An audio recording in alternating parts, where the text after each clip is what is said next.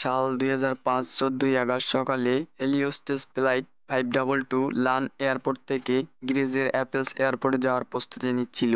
সকাল 9টা 7 মিনিটে flight take off করে। প্লেনে ছিল 115 জন যাত্রী, 6 জন ক্রু মেম্বার সহ মোট 121 জন। প্লেনের পাইলট ছিলেন হ্যান্স জাগান মার্টিন। তিনি একজন জার্মানি নাগরিক ছিলেন।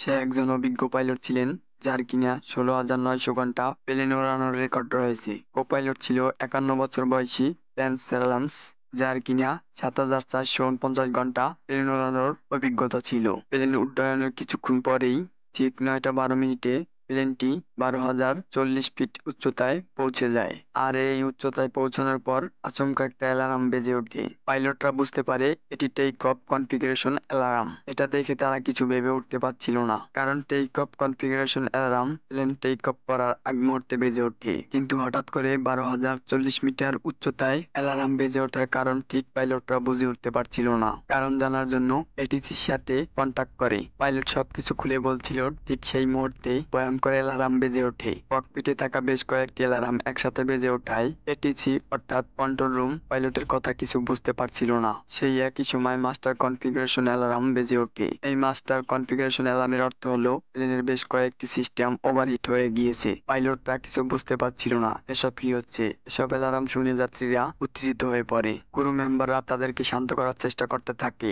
যাত্রীরা নিঃশ্বাস নিতে পারছিল না। নিঃশ্বাস নেওয়ার সময় যাত্রীরা অক্সিজেনের অনুপস্থিতি অনুভব করছিল। ঠিক তখনই অটো মোডে অক্সিজেন মাস্ক নেমে আসে। এই সময় প্লেন ছিল 18,000 ফিট উচ্চতায়। পাইলট কন্ট্রোল রুমের সাথে বারবার যোগাযোগ করার চেষ্টা করতে থাকে, কিন্তু পাইলটের কোনো কথা এটিসি পর্যন্ত পৌঁছাচ্ছিল না। কিছুক্ষণের মধ্যেই এটিসির সাথে সম্পূর্ণভাবে যোগাযোগ বিচ্ছিন্ন হয়ে যায়। এরপর এটিসি প্লেনের সাথে যোগাযোগ করার অনেকবার চেষ্টা করেছিল, কিন্তু কোনোভাবেই যোগাযোগ করা সম্ভব হয়নি। প্লেন আরো অধিক উচ্চতায় উঠতে থাকে।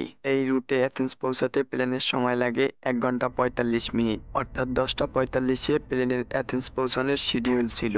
9টা 30-এ প্লেন উড়ে যায় 34,000 ফিট উচ্চতায়। এরপর 9টা 37 মিনিটে প্লেনটি এথেন্সের ফ্লাইট রিজনে পৌঁছে যায়। 10টা 12 থেকে 10টা 50 পর্যন্ত এথেন্সের এয়ার কন্ট্রোল রুম থেকে প্লেনটির সাথে বারবার কন্টাক্ট করার চেষ্টা করা হয়, কিন্তু কোনোভাবেই প্লেনটির সাথে কন্টাক্ট করা যাচ্ছিল না। 10টা 45 ঠিক এ সময় প্লেনটির এথেন্সের এয়ারপোর্টে ল্যান্ড করার কথা ছিল, কিন্তু এ সময় প্লেনের কোনো অস্তিত্বই খুঁজে পাওয়া যাচ্ছিল না। ভয়ঙ্কর কিছু ঘটেছে ভেবে এথেন্সের এটিসি 2টি F-16 ফাইটার জেট প্লেনটিকে খুঁজতে পাঠানো হয়। কিছুক্ষণের মধ্যেই প্লেনটিকে খুঁজে পায়। একটি ফাইটার জেট প্লেনটির খুব কাছে চলে যায়। ফাইটার জেটের পাইলট দেখে ও পাইলটের সিটে কেউ একজন বসে আছে, আর মেইন পাইলট নিজের মাথা ঝুঁকিয়ে অজ্ঞান হয়ে বসে আছে। ফাইটার জেট পিছনে চলে আসে। তারা পিছনে জানলা দিয়ে তাকিয়ে দেখে দুটি ফাইটার জেট প্লেনটিকে ফলো করা সত্ত্বেও কোনো প্যাসেঞ্জারের তাদের দিকে কোনো ভ্রুক্ষেপ নেই, কোনো রিয়াকশন নেই। ঠিক 11টা 49 মিনিটে ফাইটার জেটের পাইলট দেখতে পায় অজ্ঞাত এক ব্যক্তি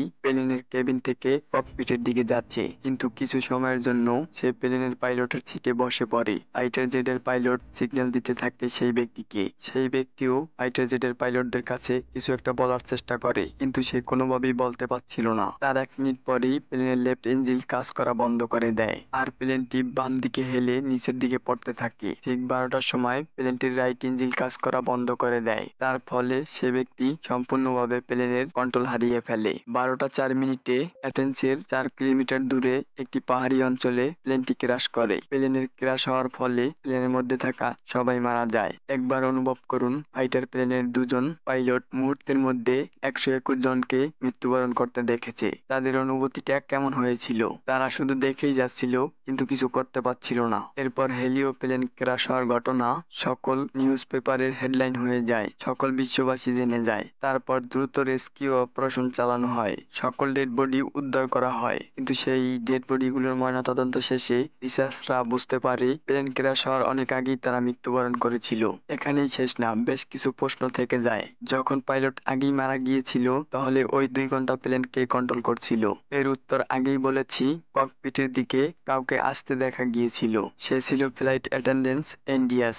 প্লেন ক্র্যাশ হওয়ার আগ মুহূর্ত পর্যন্ত সে এথেন্সের কন্ট্রোল রুমের সাথে যোগাযোগ করার চেষ্টা করেছিল।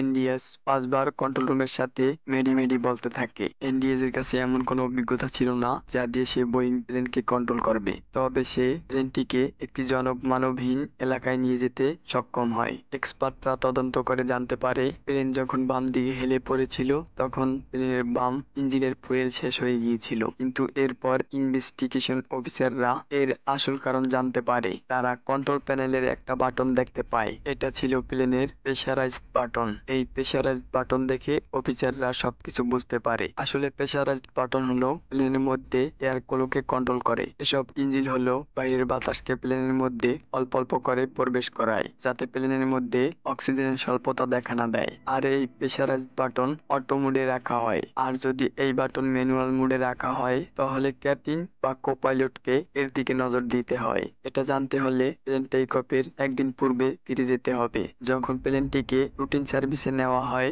সেখানে প্লেনের খুঁটিনাটি চেক করে সার্ভিসের জন্য প্রস্তুত করা হয়। এখানে সার্ভিসম্যানরা প্রেসারাইজ বাটনকে ম্যানুয়াল মোডে রেখে পাইলটের কাছে বিমানটিকে হস্তান্তর করে। প্লেন টেক অফ করার সময় পাইলট এবং কোপাইলট কেউই প্রেসারাইজ বাটনটির দিকে তাকানোর সময় পায়নি, ফলে বাটনটি ম্যানুয়াল মোডে চালু থাকে, যার ফলে ধীরে ধীরে প্লেনের ভিতর অক্সিজেনের স্বল্পতা দেখা দেয়। যাত্রীদের মাথা ব্যথা শুরু হয়ে যায়। পাইলটেরা অ্যালার্ম ঠিকই শুনতে পেয়েছিল, কিন্তু দুর্ভাগ্যবশত তারা প্রেসারাইজ বাটনটির দিক থেকে মনোযোগ হারিয়ে ফেলে, যার ফলে প্লেনের ভিতর মারাত্মক অক্সিজেন স্বল্পতা দেখা দেয়। আর পাইলটেরা আস্তে আস্তে জ্ঞান হারিয়ে ফেলে। কেবিনের অক্সিজেন মাস্ক অটোমেটিক নিচে চলে আসে। তাই যাত্রীরা ক্ষণিক সময়ের জন্য অক্সিজেন পেয়েছিল, কিন্তু পাইলটদের অক্সিজেন মাস্ক অটোমেটিক নিচে চলে আসে না, যার ফলে তারা অজ্ঞান হয়ে যায়। তাই আস্তে আস্তে প্লেনের সবাই জ্ঞান হারাতে শুরু করে, কারণ অক্সিজেন মাস্কে 12 মিনিটের জন্যই অক্সিজেন সরবরাহ করা হয়। এরপর সবাই জ্ঞান হারিয়ে ফেলে, শুধু একজন ছাড়া, তিনি হলো ফ্লাইট অ্যাটেন্ডেন্ট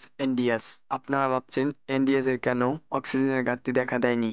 আসলে সে ছিল একজন স্কুবা ড্রাইভার, আর স্কুবা ড্রাইভারদের শ্বাস অনেক লম্বা হয়ে থাকে, যার জন্য এনডিএস এই পরিস্থিতিতে তার শ্বাস প্রশ্বাস বেশ কিছুক্ষণ চালিয়ে যেতে থাকে। এর মধ্যে সবাই লাশ হয়ে গিয়েছে। এনডিএস তার সর্বটা দিয়ে প্লেনটিকে ল্যান্ড করানোর চেষ্টা করে, কিন্তু সে শেষ পর্যন্ত ব্যর্থ হয় আর প্লেনটিকে ক্র্যাশ করে। প্লেনে থাকা সবার মৃত্যু হয়। এই ঘটনার 5 মাস পর অ্যাথেন্স এয়ারপোর্ট একটা রিপোর্ট প্রকাশ করে বাটনটি অন থাকার কথা ছিল, কিন্তু সার্ভিসম্যানেরা বাটনটিকে ম্যানুয়াল মোডে দিয়ে দেয়, আর পাইলটেরাও সেটিকে লক্ষ্য করেনি। সার্ভিসম্যানেরা যদি এটিকে অটো মোডে দিয়ে দিত তাহলে হয়তো বা এমন মর্মান্তিক ঘটনা ঘটতো না। ভিডিওটি ভালো লাগলে অবশ্যই একটি লাইক দিবেন, আর এরকম ইন্টারেস্টিং ভিডিও দেখতে এআরএফএম রেডিও 2.0 চ্যানেলটিকে সাবস্ক্রাইব করবেন।